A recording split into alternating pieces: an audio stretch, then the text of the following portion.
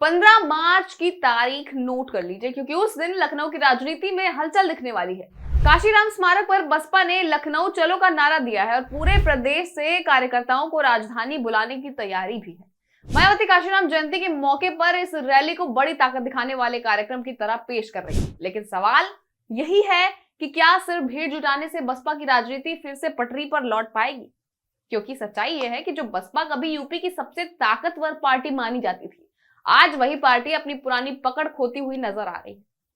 दरअसल बसपा की ताकत कभी उसकी सोशल इंजीनियरिंग और बहुजन राजनीति का फॉर्मूला हुआ करता था।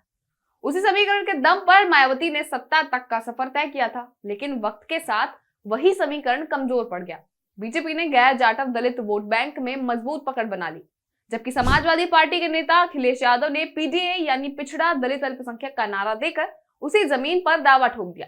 नतीजा ये हुआ कि बसपा का जो कोर वोट बैंक था वो धीरे धीरे अलग अलग हिस्सों में बंटता चला गया।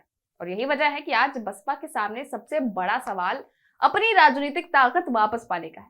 क्या 15 मार्च की ये रैली पार्टी के लिए नई शुरुआत बन सकती है, या फिर ये सिर्फ मौजूदगी दिखाने की कोशिश बनकर रह जाएगी? मौजूदा हालात को देखें तो बसपा की रणनीति अब सिर्फ सत्ता हासिल करने की नहीं है, बल्कि राजनीति में अपनी अहमियत बनाए रखने की भी लग रही है।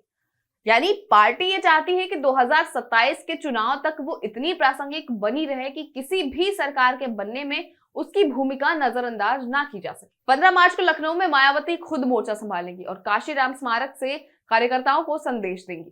खबर ये भी है कि उसी मंच से कुछ सीटों जैसे जालौन, आजमगढ़ और जौनपुर के उम्मीदवारों के नाम घोषित किए जा सकते हैं।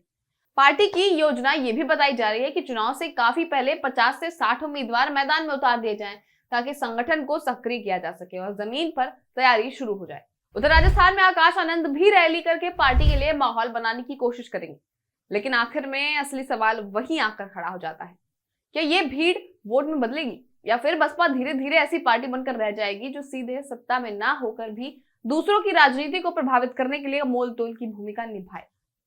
फिलहाल 15 मार्च की रैली को बसपा अपनी ताकत का प्रदर्शन बता रही है, लेकिन ये ताकत असली राजनीतिक जमीन में बदलती है या नहीं, इसका जवाब तो आने वाला वक्त ही बताएगा। और वो जवाब क्या होगा, ये जानने के लिए बने रहिए हमारे साथ। तब तक के लिए नमस्कार।